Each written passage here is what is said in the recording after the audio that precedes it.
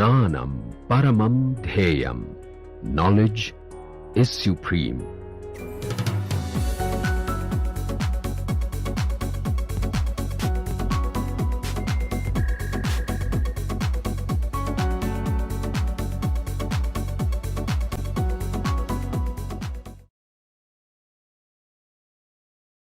Right, we'll begin.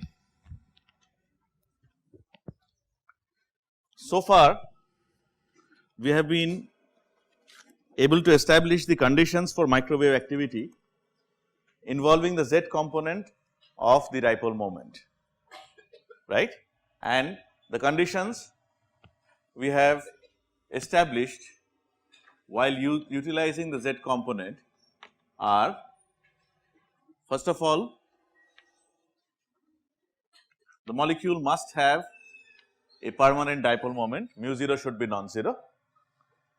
Secondly, delta J must be plus minus 1, right, and thirdly, delta M must be equal to 0. Now, we proceed to discuss what happens when you work with the x component or the y component of the dipole moment. Which of these conditions hold, which of these conditions do not hold, right. So, we are continuing with our condition for microwave activity.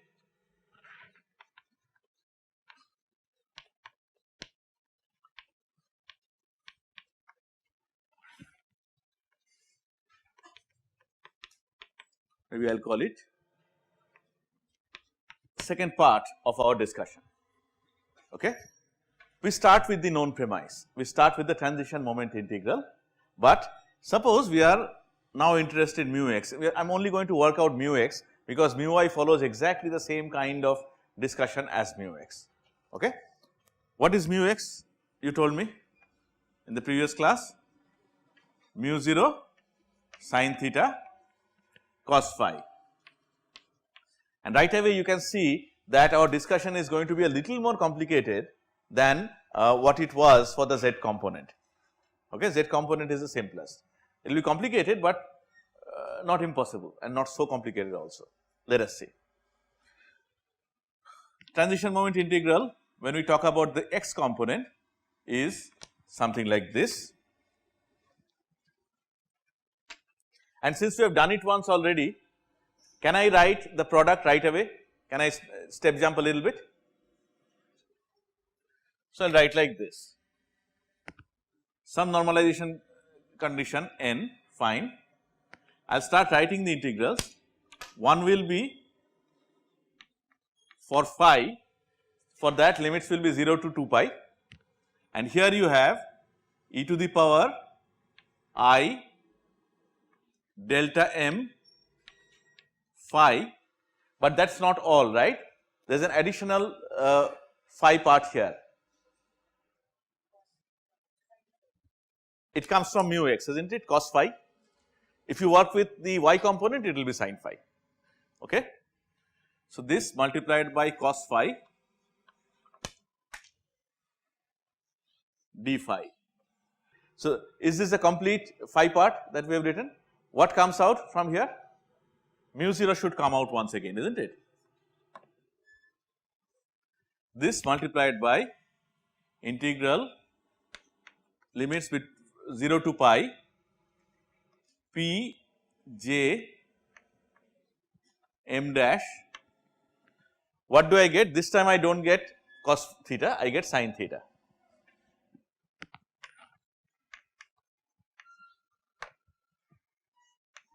P j mod m, okay, I forgot to write what this is, cos theta.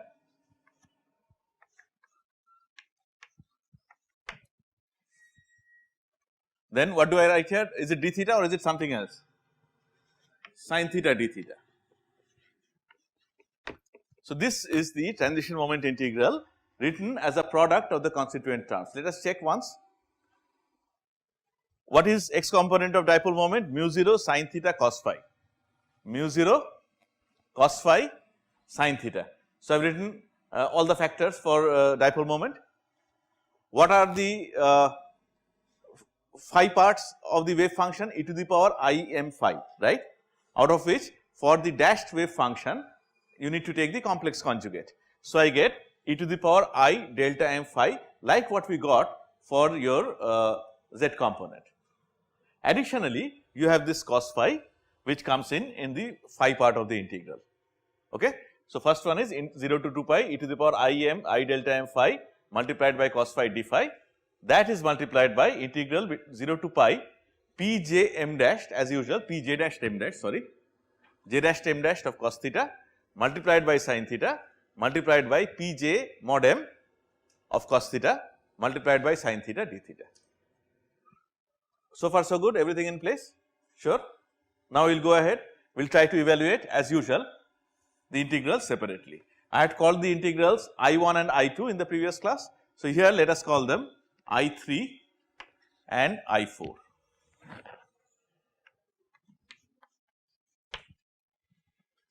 Okay. To work out I3, it will be easier if we write everything either in your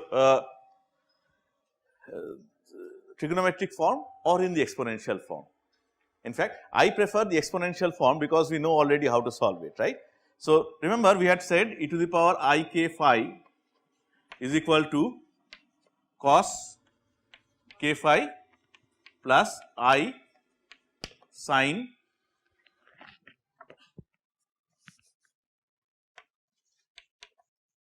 k phi. Of course, e to the power minus I k phi is cos k phi minus I multiplied by sin k phi. So, from here it is not very difficult for us to work out this relationship. Cos k phi is equal to half multiplied by e to the power I k phi plus e to the power minus I k phi. Is that right? Right? And I can substitute it here.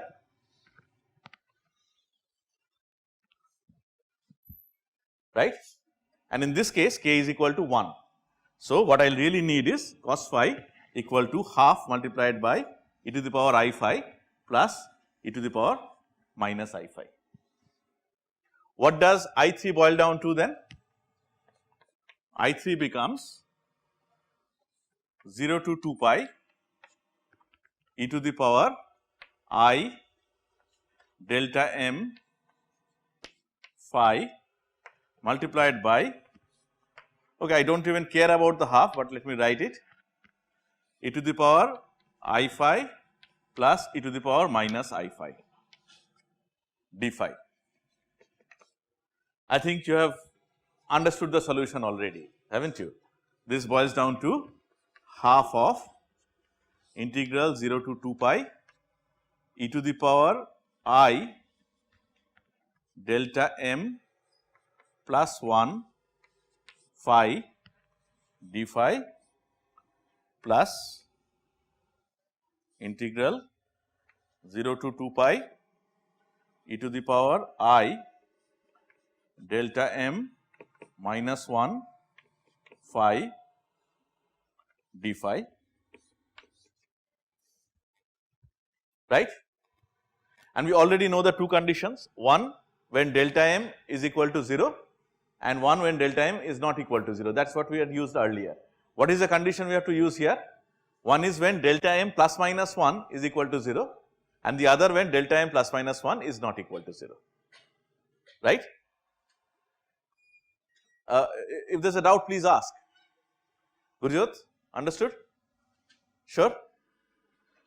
So, can I write something like this? I3 is not equal to 0. In fact, I3 equal to 2 pi when delta m plus minus 1 equal to 0, that is delta m equal to, well, minus plus 1 you can write, plus minus 1, we will just write it minus plus in order to be consistent. and I3 equal to 2 pi when delta m minus plus 1 is not equal to 0, which brings us to a different condition from what we had using the z direction. In this case, delta m equal to 0 is not a favorable condition. Delta m must be equal to plus minus 1. If there is any doubt about the math, this is the time to ask, then we will go on with the discussion. Do you have a question? Yeah, of course. Either delta m plus 1, what she is asking is at any one point of time, either delta m plus 1 will be 0 or delta m minus 1 will be equal to 0, obviously, yes. So, I am writing the two conditions together as delta m equal to plus minus 1. Vibha, understood? Sure? Any question, any doubt? Anyone? Are we all comfortable with this? We can go ahead? Yeah? Yes.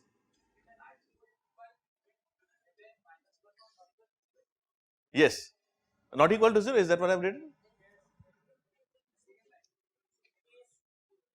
2 pi when delta m plus minus 1 is equal to 0. Oof.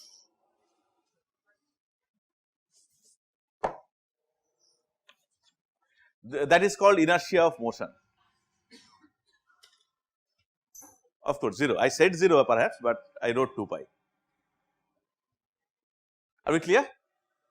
Sure. So, now see, we have a different condition.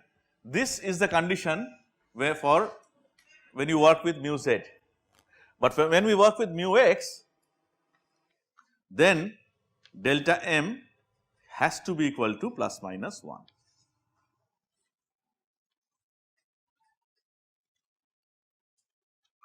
What will happen if I work with mu y? Same, because instead of cos phi I am going to get sin phi. So, if I get sin phi, how do I have to write this? Cos phi is e to the power I phi plus e to the power minus I phi multiplied by half. Sin phi is simply one subtracted from the other, you have to divide by I, that is all. Yes, multiply by minus I or divide by I, same thing. So, are we all convinced that for mu x as well as mu y, the condition will be delta m equal to plus minus 1. Okay? I think we will come back to this and discuss the physical significance of it after we have done our discussion of time dependent perturbation theory. I already did little bit of it while talking about the z component, but x and y, let us come back to it later. Yes. What she is saying is it is complementary. Suppose we work with isotropic light, if I may expand your question. Isotropic light, x, y, z, all components are there, right? And then delta m equal to 0, delta m equal to plus minus 1, both will be allowed, yes, right. Delta m equal to plus minus 2 will not be allowed. Huh? See, delta m equal to plus minus 1 will be allowed if you work with x and y component. What happens when delta m equal to plus minus 2? Yeah. So, if you work with isotropic light, of course, z component of it can be absorbed with the condition delta m equal to 0. X and y can be absorbed with delta m equal to plus minus 1, that is right. But what about delta j? That is what we have not discussed so far, we will come back to it. One more thing, mu 0 has come out of the integral here also. So, no matter what direction you consider, x, y or z, permanent dipole moment has to be there, that is an absolutely essential condition. Okay? Molecules that are not dipolar cannot absorb microwave. H2 cannot absorb microwave, HCl can absorb microwave. Okay? Now, let us come back and let us talk about I3. Now, let us talk about I4 now, we have already discussed I3. The discussion that we are doing today and what we did in the previous class is available in Graybeel's book. Okay. Now, let us talk about I4. Again, instead of z, let me write q this time. So, let me say q is cos theta. As usual, dq would be minus sin theta d theta, okay. But I have two sin thetas, one here and one there. One thing I can do is I can just multiply one by the other and write sin square theta, but it actually makes more sense if I do not, because I know very well that I have to convert this to dq. So, let it be. How do I handle this sin theta? Exactly. So, sin theta will be 1 minus q square root of that, okay. Does that ring a bell? Do we see where we are going? Okay. So, I4 in that case becomes, again I will change the limits, right. I will change the limits and make it minus 1 to plus 1, because I do not want to write that minus explicitly. This becomes p j dash, I will keep m dash for now, multiplied by square root of 1 minus q square multiplied by p j mod m of q dq, okay. Now, look at this. If you remember, in the previous class we had shown you three different recursion formulas. One was what happens when z is multiplied with this polynomial. The other two were something like this. Again I write the right hand side first. Which alphabets, which letters have we used already? A1, A2, B1, B2, C1, C2, right. So, let me write D1, D2 now. D1 Pj mod m, Pj plus 1 mod m of z plus D2 Pj minus 1 mod m z, and on the left hand side if you remember we had square root of 1 minus z square p j mod m plus minus 1, right. What I have done is I have written the two recursion formulae that I had showed you in the previous class in one, okay. So, now first of all mod m equal to mod m plus minus 1, that fits in very nicely with the condition delta m equal to plus minus 1. Actually the agreement is so good that I will not blame you if you think that all this is just back calculation. The agreement, I mean things are falling into place beautifully, right, but the thing is they fall into place beautifully because you can actually describe everything using mathematics. If you are a Dan Brown fan, or at least if you have read Dan Brown books, you would have read in some book of his where he has said that mathematics is the purest form of language, right. So, that is what it is, and everything, see the earth going around the sun, you can write a mathematical equation for it, even the cells dividing and all, disease, everything can be modeled using mathematics. So, this agreement is fascinating, but it is not back calculation, let me just tell you that, okay. So, now I think our discussion is complete. All we have to do is use this recursion formula and expand this expression. If I use this recursion formula, what do you get?